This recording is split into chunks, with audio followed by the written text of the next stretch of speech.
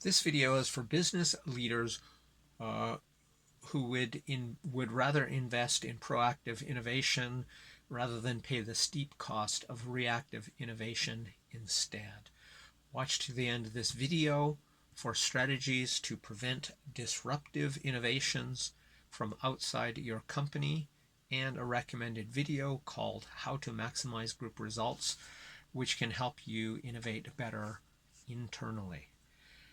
So this is the third in a series. I'll put a link there, and or in the description for the previous two, but this is a standalone video, so you need not necessarily watch the others, but they would obviously give you more in-depth information and insight into this topic. So by proactively innovating, larger companies can save money by preventing being blindsided and playing catch up or losing actual market share. Now, according to a colleague of mine and longtime Fortune 500 business consultant, he tells me that most of the large companies take an if it ain't broke, don't fix it kind of approach, in particular to hard goods. Now, a lot of technology companies do continuous innovation. One example, of course, is Apple, who always has, or from what I understand, always has several models ahead seriously in the works while they're releasing their current model of iPhone. But the idea of ongoing outsourced or proactive innovation actually came to me because of a food processor I bought twice at 15-year intervals. That is, I bought the food processor first in Canada sometime before 2005, and then in Japan about 15-ish years later. They were identical right down to the many design flaws in the food enclosure and lid. So this food processor hadn't evolved, the design hadn't changed, the product hadn't been changed in the 15 years between the first time I bought it and the second time I bought it new again, and it was recognizable based on these deep and obvious flaws that were never fixed. So it seems to me to be an old school way of thinking about things to say this product delivers acceptable benefits, take it or leave it. That is how you're speaking to your customers, like, here it is, take it or leave it. That's a very old fashioned, here's what we're selling, if you don't want to buy this, buy something else.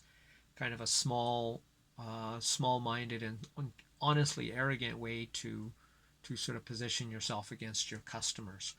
So it really works great until until a competitor makes a similar product with a few simple changes and starts taking market share from you.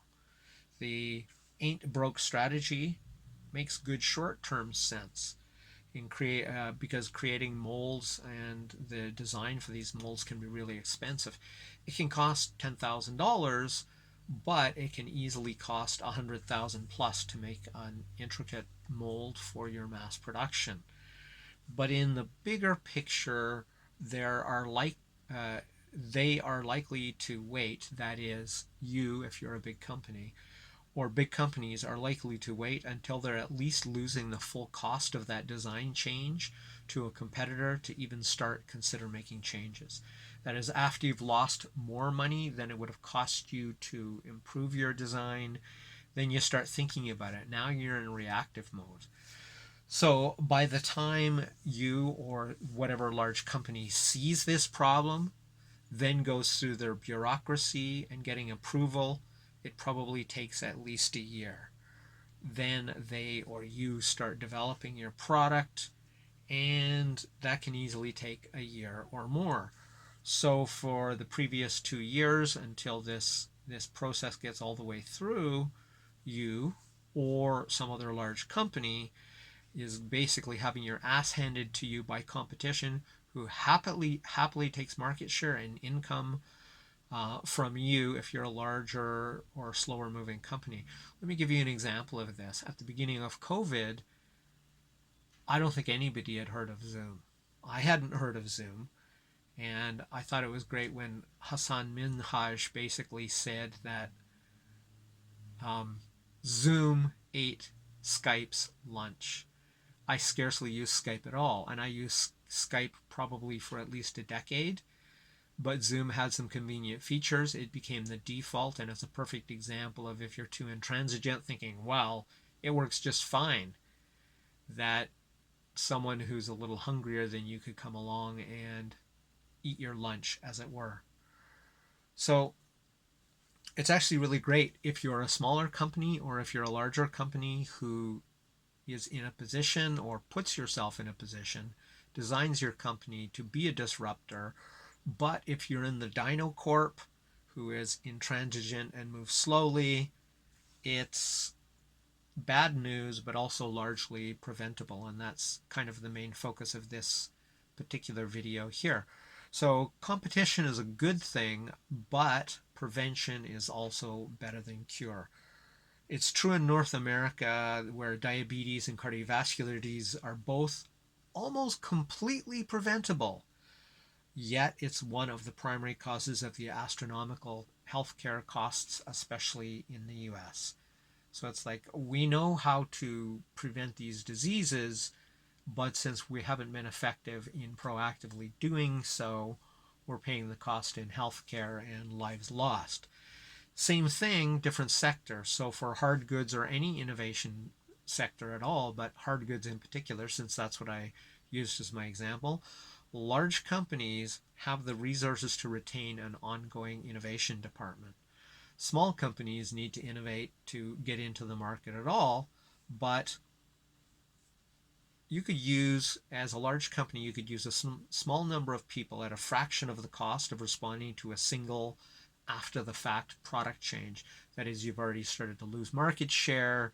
It's going to cost you time and money to the tune of hundreds of thousands of dollars easily. An ongoing innovation program would likely pay for itself in response time alone. Assuming that you, if you're the large company or a large company in competition with a large company, waits for a disruptor to affect their bottom line, an already designed product, even in the pre-production stage, could easily chop a year or more off of your response time if you're that larger company. That is, if you have ongoing innovation and on your existing products, that is your next model, your version 2, 2.0, whatever you want to call it, already in the pipeline and are already headed that direction, the time it would save you would probably more than pay for that department existing and the cost of that department itself. So your own innovations can help you maintain the lead in the market. And this is the other thing. Rather than having to manage disruptions or somebody eating your lunch, just keep yourself at the head of the market by having this ongoing innovation. And clearly, from my Fortune 500 consulting friend, this isn't the norm in the Fortune 500s. So if you're in the Fortune 500s or you want to be in the Fortune 500s, do this, and it's more likely to help get you there or keep you there if you're already there. So cars, cameras, software, and high-tech companies do this all the time. As I mentioned, Apple and iPhone is a good example of that. But hard goods have at least stood still for 15 or more years, as demonstrated by the food processor, which is identical. I have it in my kitchen right now. I kid you not. And it's got the same problems it had 15 years ago, which caused me to break it accidentally just trying to use it like a normal human being.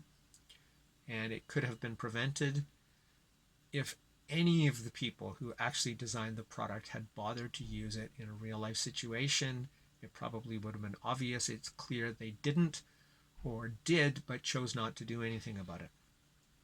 It also proves the value, the larger companies being first to disrupt their own products. That is, in the book, I can't remember which one it was, The Ride of My Life, I think it was. Anyway, one of the books about Disney and how the managing director at the time said, well, we're going to disrupt ourselves. Instead of waiting for some other digital platform to take us, we're going to start the digital Disney Channel with the Marvel Universe and all that other stuff, which of course is existent now. So instead of waiting around, he was wise enough as the leader to say, we're just going to disrupt ourselves and do this first so nobody else does it to us, and we will hold our own market share and keep the value in a new era of technology.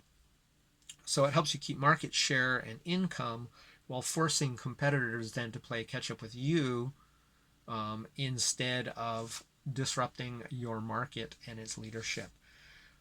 Finally, by having proactive innovation, it also tends to expand the pie by continuing to produce and continuing to profit from your old model, the flawed lid on the food processor, while expanding into the early adopter and more affluent segments for the same category with the improved designs.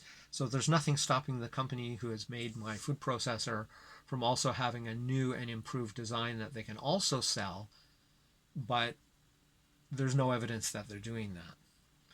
So welcome to the bonus material. Thank you for watching this far. Essentially what this is about is how to prevent from getting disrupted by a more consumer-centric company. And this is pretty simple. Be the most consumer-centric company. So if you aren't, and if you're a big dog, you probably aren't, become the most consumer-centric company. Now you could do this quite easily, again, at very little cost, and this could be part of your ongoing innovation. All you really need to do is start with even the most modest ongoing product development effort with one single person. Make part of their job to actively check and seek out customer feedback. That is, check customer feedback that has probably been ignored. That could even be like feedback on Amazon, where the company, the manufacturer, probably rarely goes there to check, but should, they might find their next gold mine in some customer complaint or even some customer suggestion of how to make it better. I know this because I've made them, and I have never had a single company reply back and go, thank you for your feedback. Maybe one, but it's exceptionally rare that companies even bother to reply to the gold of customers who are generous enough to give them valuable feedback they can use to make their products better. Don't be those companies. So yeah, from customer feedback and suggestions for improvement, you can do that. So you don't even need to hire someone. In fact, you'd probably be further ahead to contract an outside consultant or someone like me, but not necessarily me, but to contract somebody who's an outsider to do it for you. And that, by the way, is going to be the next topic of the next video. So if you found this video, such as it is, to have given you valuable information or insights into why you might want to, as a larger company or as a smaller company, innovate proactively rather than reactively, please share the love by sharing this video. Thanks. So the advantages of having an outsider do your product development or be involved, especially from the outset in your product development effort, is actually the topic, as I already suggested, of tomorrow's video. There's things that outsiders can do that insiders are quite literally incapable of, and I'll discuss that in some detail in tomorrow's video. Until then, my recommended video is, I forgot the name of it,